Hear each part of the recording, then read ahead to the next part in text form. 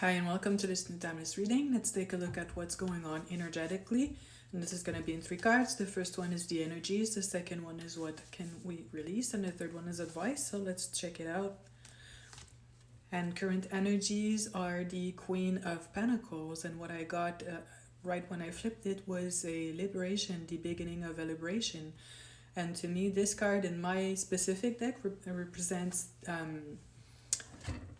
the anchoring of the soul, because the pentacles is currency that is used in the material realm. So it's kind of like the junction between having done enough work and having strengthened our imprint enough to activate it in the physical. And the queen is crowned, so technically we achieved a certain level and now have access to the resources to make things move in our current reality.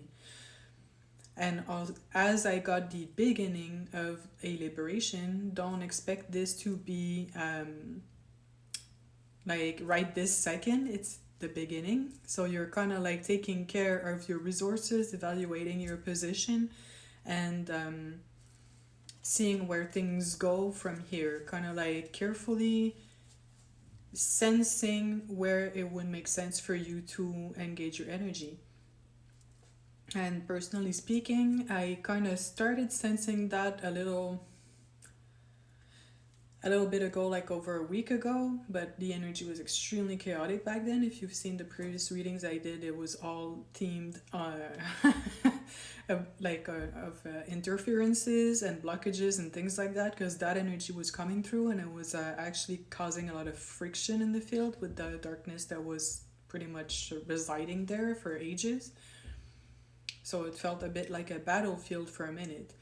But that's also what called me back to making videos again, because I kind of quit for a minute, as there was many reasons for that, and the pushback was pretty aggressive energetically. So I kind of just like took a minute to regroup and get into that energy as much as possible in order to eventually possibly come back. And I was not thinking in terms of necessarily coming back, but that's actually where you want to be to overcome all the chaos and the resistance, specifically the resistance on all levels, and eventually get to a place where you get to call the shots and actually feel like you got your own back and you feel like yourself again.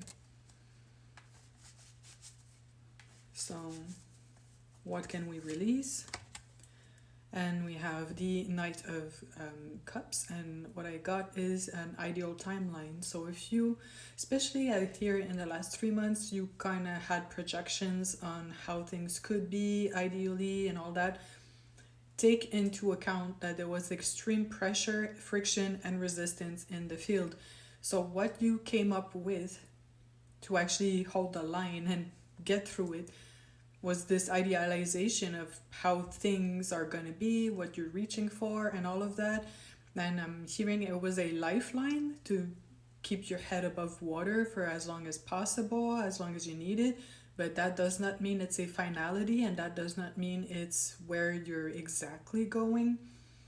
And it's actually, if you understand the circumstances, what you come up with when you're under pressure is not necessarily what's going to happen when the field actually is opening up, being supportive and receptive to respond to your energy. So you can actually expect possibly a lot more fulfilling situations than what you were summoning a couple months ago up until now.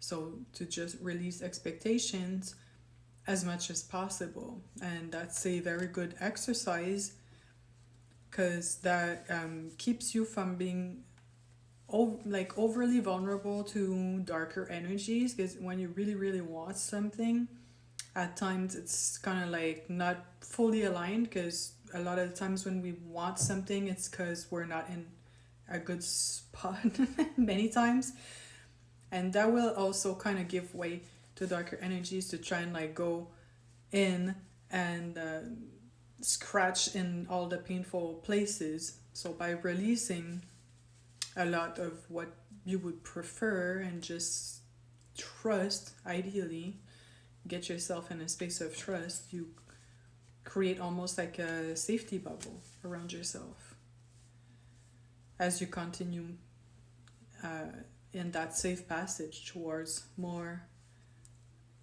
a more liberated experience. And now the advice, we have the Two of Swords, and in the Two of Swords, it's what I'm getting is that it won't be what you expected.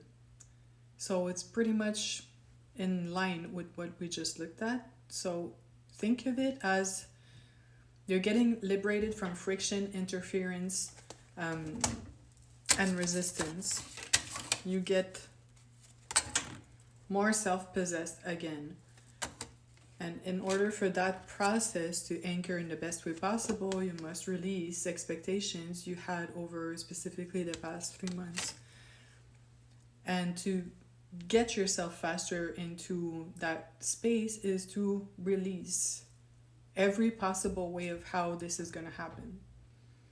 And also I'm getting through the swords to not force anything. So it's not being passive, it's go about your day and with intent, and take care of yourself as much as you possibly can, but to not force anything.